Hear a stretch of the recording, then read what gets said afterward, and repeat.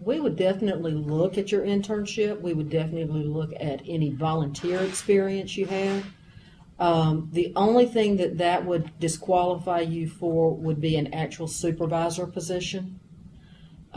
We'd like for our supervisors to have a minimum of 5 years experience, and we do like for them to have actually supervised someone at some point, even if it's just volunteers.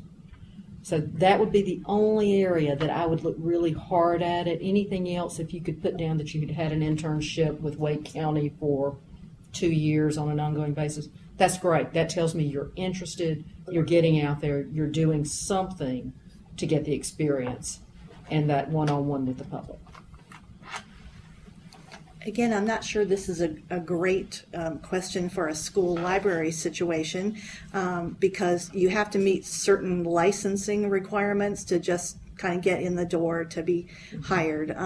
You have to have that teaching license in place, and you can be hired in North Carolina if you are in progress in working on your MLIS. So we do have some people working in a provisional way.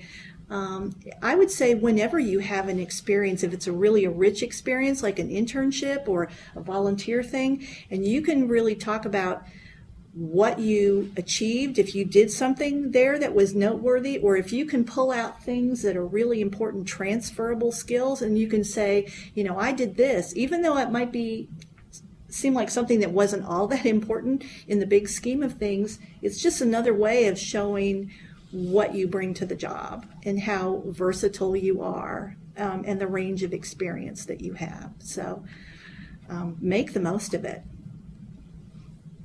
Yeah, I think even though our situations are different, I would sort of kind of say the same thing, make the most of it. Our job ads, like I said, rarely have years of experience for precisely this reason.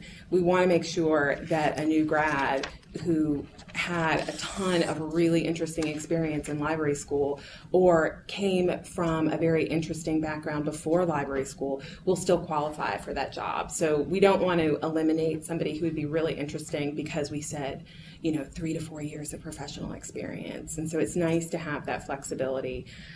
Sometimes we'll have things that say some professional experience, and we'll often have a debate. I think, Marion, you have seen this debate happen, like, well, what counts? And a lot of things can count. So again, it's quality over quantity for us. I don't think we have an exact formula or breakdown, but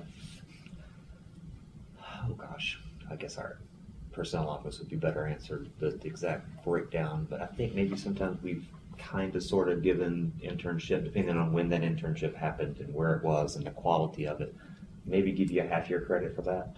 And so, that kind of works back and forth, but it's very much a negotiation and kind of figuring out. And the search committee, everybody looks at all this, and our personnel office is very involved in sitting down with us. There's always somebody from the personnel office helping us figure out whether this person qualifies. So if it's quality, tell us about it, and let us kind of talk about it and see if we can fit it in. And if you're a year away from that and you can maybe make that argument, then don't not apply. That's one where it's okay to kind of come on in the door, see what happens, and see whether you can. If you're 10 years away from having the years, and you're wasting everybody's time on that. But so sometimes the internship can make a difference.